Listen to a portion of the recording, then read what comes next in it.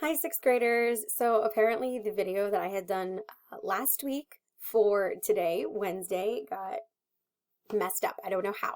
So I'm going to quickly redo this one. Thank you to those of you who brought it to my attention. I think it was Yitzi and Esther and Yossi. Thank you so much. I'm impressed you guys are doing Chumash this early in the morning when usually we do it in the afternoon. If this video is a little rushed or a little unpolished, it's because I'm rushing to get it done so you guys can learn today. I apologize. Feel free to just rewatch it as often as you need. Also, hopefully we won't get cut off, but the video recorder I'm using only allows me 15 minutes, so let's dive right in. We are going to review pages 17 through 19, which is the questions you had yesterday on the warning for Makat Barad. So question 1, Mi diber el Moshe, who spoke to Moshe? And that one is an easy one. That is Hashem. 2, Aleph, La'an, La'efo shalach Hashem et Moshe. Where did Hashem send Moshe? To go see Paro. Now, based on some of the previous stuff that you know, that you learned with Mrs. Steinberg, where would Paro be early in the morning, right? What time of day was this? Early in the morning. And where would Paro be? L'da'atcha, where do you think Paro would be? Perhaps by the Nile River, doing his morning bathing in secret, because remember, he wanted everyone to think that he was a god, so he would go do his human stuff in secret when no one could tell, because he had to keep up the ruse. Question 3, Ki b'pa'am hazot. Ma yikra b'pa'am hazot. What would happen at this time? And you had to tzatet. Ani sholech kol magefotai. Hashem says, I will send all my plagues, or the strength of my plagues on you. Right, Hashem is upping the ante, stepping up the power here. Bet, ma yedu kulam bizman hazeh, and what would everyone know at this time?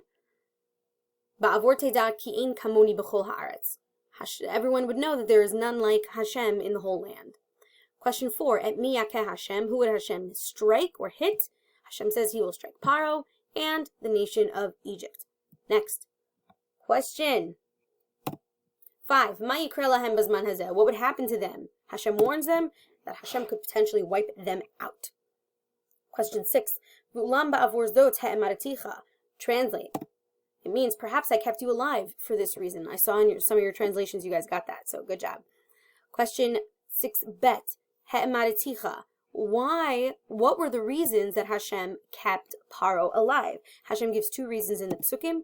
First one is 1, so that you can see my power, and 2, so you can tell the whole land of my name. It's not enough for Paro himself to recognize that Hashem is the true God, but Hashem also wanted Paro, who was the most powerful leader at this point in history, right? Egypt was the world's most powerful nation at the time. Hashem wanted Paro to also publicize it, because it would have a very huge impact on the world if the leading political figure would say, oh, I believe in God of the Hebrews now, right? It would have a lot of influence. Question 6 Gimel, Ma'afshar l'mod al ha'maka hazot. What can we learn about this Makkah? Is that this could have been the last plague, but Hashem held back, specifically so that Paro could see who was in charge. Right? Hashem is really trying to prove a point to Paro here. It's not merely punishment now it's trying to teach a lesson. 7 Ma'amar Hashem al hayachas bein Paro and Bnei Yisrael. What did Hashem say about the relationship between Paro and Bnei Yisrael? That Paro was still oppressing them. He was still enslaving them. Question 8, Ka'et Machar, translated, it means at this time tomorrow. And at this time tomorrow, what would happen? Question Bet, Ma'ikra, the plague of hail, Barad. Question 9, Ech Te'er Hashem et HaBarad. How did Hashem describe the Barad? 1, it would be very heavy, and 2, like never seen before in Egypt. Question 10, V'yarad Alehem HaBarad Va'metu, Almina Emar, that the Barad would fall on them and they would die, any people or cattle left in the fields. Bet, Mahim Litz Hashem Bizman Hazeh, what did Hashem recommend at this time? That you should bring servants and cattle into the house to protect them. Gimel, Mitzrichim L'hikanes et Habayit, servants and cattle. And 12, Ma'asu ha'anashim shepachadu mizvar Hashem tzatet, what did the people who feared Hashem do? They would quickly rush their servants el habatim, and their cattle into the house. Now, remember the Rashi that said something like this seemed to happen with Dever, right? That anyone who feared Hashem would bring their animals, their cattle inside the house to protect them from the plague of killing the animals. Rashi wasn't just making that up. Rashi saw that this actually happens befeirush in the Psukim later on with Makat Barad, and Rashi sort of retroactively says that this happened with Dever as well. So Rashi wasn't just making it up, he was basing it on the pshat. Question 13. Vaya'azov et avadav ve'etz miknehu basadeh. They would leave their servants and their cattle in the field. Almina Emar, who's this talking about? It's talking about whoever didn't fear Hashem. And 13 bet was a ladatcha. Why do you think they didn't fear Hashem? Anything you said would have been good. All right.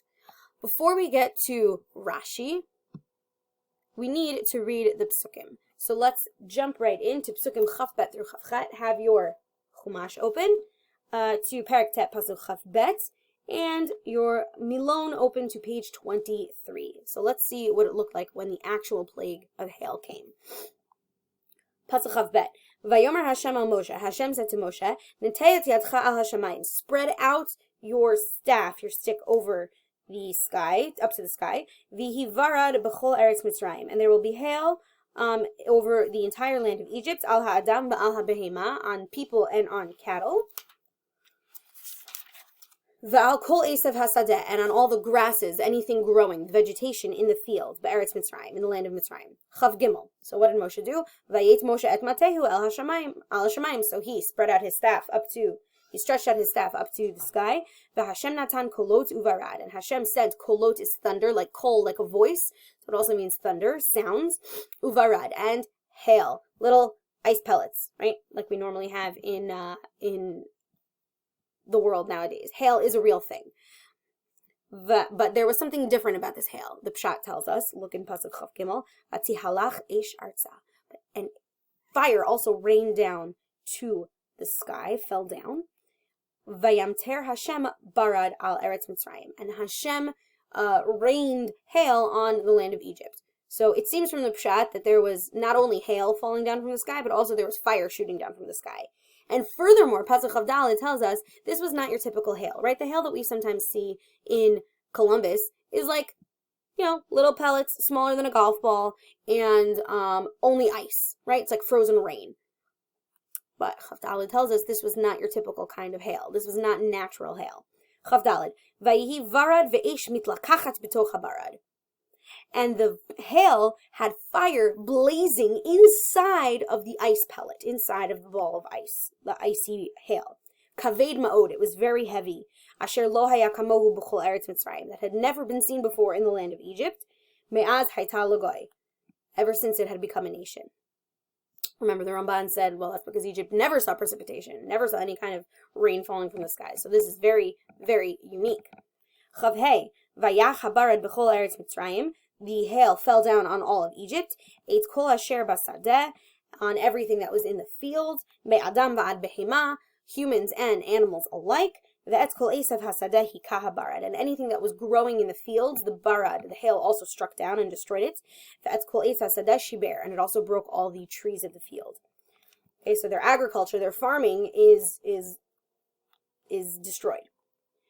Chavav, rak be'eretz Goshen, but only in the land of Goshen, asher sham b'nei Yisrael, where the Jewish people lived. Lo haya barad, there was no barad. So Hashem is making a clear distinction between the Jews and the Egyptians. Chav Zayin, vayishlach Paro sent messengers, vayikra leMoshe u'Aaron, and he calls Moshe and Aaron, vayomer aleihem, and he says to them, Chatati, I have sinned hapa'am this time. I have sinned this time. Hashem hatzadik. God is the righteous one, va'ani va'ami harasha'im. And I admit, me and my servants, we are the wicked ones. Wow, Paro. Sounds like he's starting to finally come around. The Makot are getting to him. Paro continues in Pasuk Chav Chet. He begs Moshe, Hatiru el Hashem. Please pray to your God. V'rav mihiyot kolot elokim uvarad. And please get rid of this thunder and hail. It's too much for me. It's rav. And I will send you, I promise. Let's make a deal, okay? You get rid of the hail, I will send you out. Lo tosifun la'amod. I won't make you stay. And here we're going to stop for today because we got to see how Moshe responds tomorrow. So, Paro promises he'll send them out because the barad is too much for him, and he acknowledges, hey, God is the right one. Now, sorry, give me 1 second. I'm going to pause my recording and come back to you shortly. So, we mentioned earlier when we were describing the barad that the pshat, the Torah straight out tells us this is very unique kind of hail. It was very different. It was not normal hail that you might have heard of somewhere else in the world at this time. This was strange hail. Turn to page 24. We're going to read a Rashi about this strange hail, the fire inside the ice. Rashi is going to give us an insight into this barad that will teach us what Hashem was trying to accomplish here. So I'm going to make myself smaller, stick myself up in the corner. Here we go. Rashi Zibor HaMatchil ve'esh mitlakachat b'toch habarad, that the fire was blazing inside of the hail, the ice. So Rashi is puzzled. Why is Hashem going out of his way to make this kind of a miracle? Wasn't it miracle enough that there was hail? Ramban told us in Egypt, like that was very unusual. Why is Hashem going out of his way to make fire inside the hail? Why fire? What's the purpose? Like, why not make bugs inside the hail? Or I don't know, anything else. What is going on with this hail? Why is Hashem choosing to bring it in a way that's not its natural form? So Rashi tells us it was nes b'toch nes, a miracle within a miracle. There were two miracles going on here. Ha'esh v'habarad, the fire and the ice. Me'oravin, the shorsh of me'oravin is ayin reish vet, arov, like arov, the mixture, irbuvia, they were combined. They were together, the fire and the ice. V'habarad mayimhu. Rashi tells us a little bit of a science, scientific fact that hail is a type of water. It's frozen water. And normally what happens when you have fire and water together? The water will put out the fire. Or vice versa. When you have fire and ice, what's the fire going to do to the ice? Melt it. But Rashi tells us, V'la'asot ritzon konam, in order to do the will of Hashem, asu shalom beinehem. The fire and the ice made peace between themselves. That the fire didn't melt the ice, and the water didn't put out the fire that was inside of it. Rashi tells us Hashem wanted to make sure this was happening so that Paro could see Hashem was completely overturning nature. This was not the natural way for hail to fall.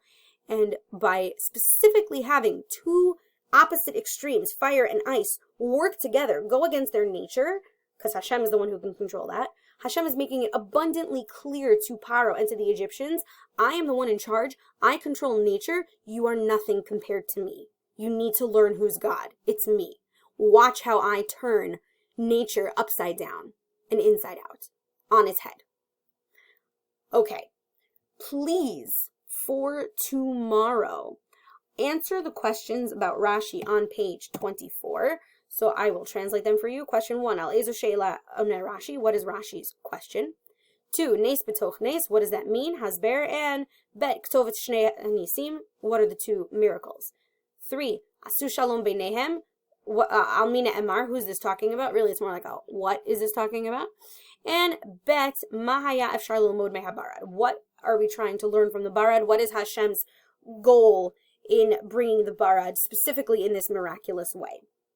Additionally, for tomorrow, please finish up the Psukim Chavtet through Lamed Hey, and submit the translation on Google Classroom. I believe that's everything. Thank you for your patience, guys. We got it in under 15 minutes. Woohoo! Now I just gotta go post this to YouTube and to Google Classroom, and you can all get back to your Chumash learning. This whole situation is teaching us how to be super flexible and go with the flow and realize that everything is in Hashem's control, and this is great. We're all going to get through this with a big smile on our faces, and we're going to learn how to be more flexible people. You guys are the best. Keep it up. DFTBA, my amazing 6th graders.